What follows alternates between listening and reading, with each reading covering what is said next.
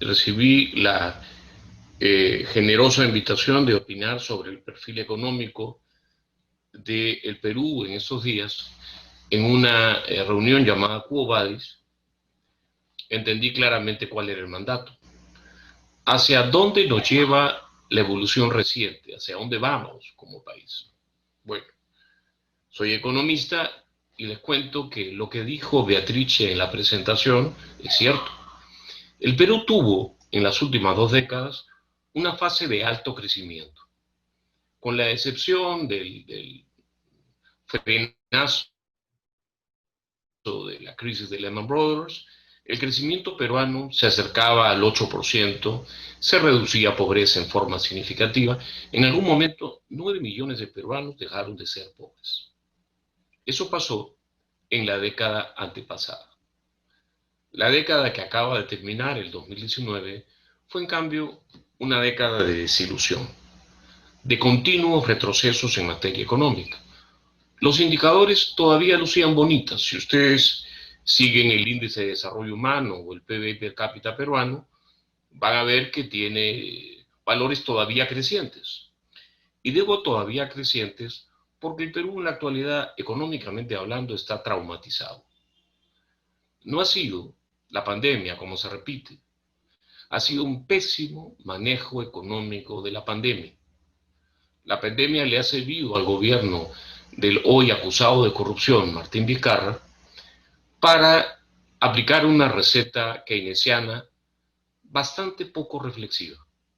Se ha soltado mucho dinero, se ha tratado de inflar el gasto en forma no priorizada, y se han impuesto controles que han hecho que la economía este año posiblemente se contraiga en menos 15%. Es un indicador promedio para los que se están comentando. La inversión, Beatrice, cae en menos 30. El comercio se ha derrumbado en menos 20.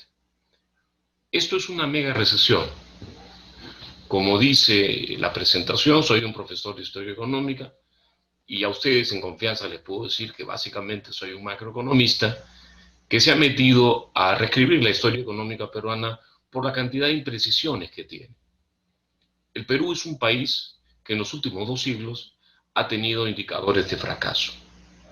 Cuando nacimos como república y alguien hace un ejercicio cliométrico, teníamos más o menos el producto por persona de un chileno, sin ser eso gran cosa. Hemos venido cayendo con bastante entusiasmo en los últimos 2 siglos. A lo largo del último, con los mejores estadísticos disponibles, y a pesar de los buenos años de los que acabo de hacer referencia, hemos crecido en promedio algo más de un 1%. El Perú, igual que Venezuela, igual que Cuba, igual que la Argentina y que Brasil, cada año tiene un PBI más lejano de Suiza o de Norteamérica. Si medimos un índice de desarrollo relativo, como el índice de Ilariano, en la última década nos estamos subdesarrollando. Sobre esto ha caído tanto la guerra comercial primero, que no hemos sabido aprovechar, la guerra comercial norteamericana-china, como un pésimo manejo de la pandemia que ha sabido ser un buen pretexto para imponer mayores controles. Con la creación de la carrera de Ciencias Políticas en la facultad, me he metido de econometrista de temas políticos peruanos y me ha dado por hacer la barbaridad de medir el marxismo. Sí, o el liberalismo, como quieran, son antítesis según Marx. Y el liberalismo es algo muy concreto, un alto grado de libertad política, o sea, que se exprese en la región, libertad económica y respeto a los derechos de propiedad. El Perú ha sido en su vida, con cifras, digamos, a partir de los 90, un país extremadamente mediocre en estas direcciones.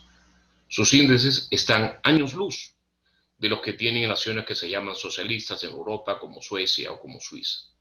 Somos un país bastante oprimido, donde los discursos son maravillosos y todo el mundo habla de que ya lo hicimos. Beatrice decía que el Perú se había manejado muy bien, pero Beatrice, lamentablemente, la evidencia empírica no favorece esa afirmación. El Perú lo que ha hecho es inflar el gasto, en las últimas 2 décadas ha inflado un gasto de 30%, ha subido 40 puestos en el ranking de corrupción burocrática, y la corrupción en el Perú es burocrática. Y tiene fuerzas explicativas muy claras: cada vez menor libertad política y económica, cada vez más grande el gasto público, y sobre todo en los índices de control de corrupción que publica el Banco Mundial, un deterioro sostenido. En el Perú es muy fácil hablar de corrupción. El último es el más corrupto. Así, en las últimas 5 administraciones. El perfil del Perú en este momento, con una tasa de inversión privada de largo plazo, a 10 años, decreciente, no es el de un país que va a desarrollarse ni que va a pasar con facilidad los estropicios de los últimos 2 años. La cuarta terrible mega recesión del Perú. ¿Quo vadis? ¿A dónde vamos?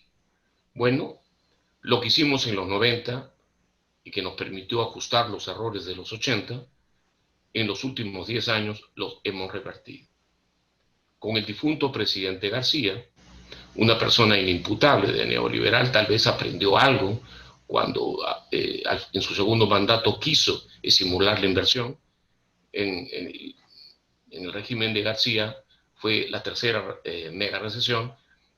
Aprendimos que supuestamente debimos haber aprendido de que ese no era el camino.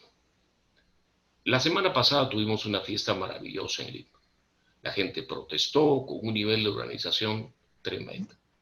Yo no voy a hablar de los Doctor sentimientos. Adrián, le queda un minuto. Excelente.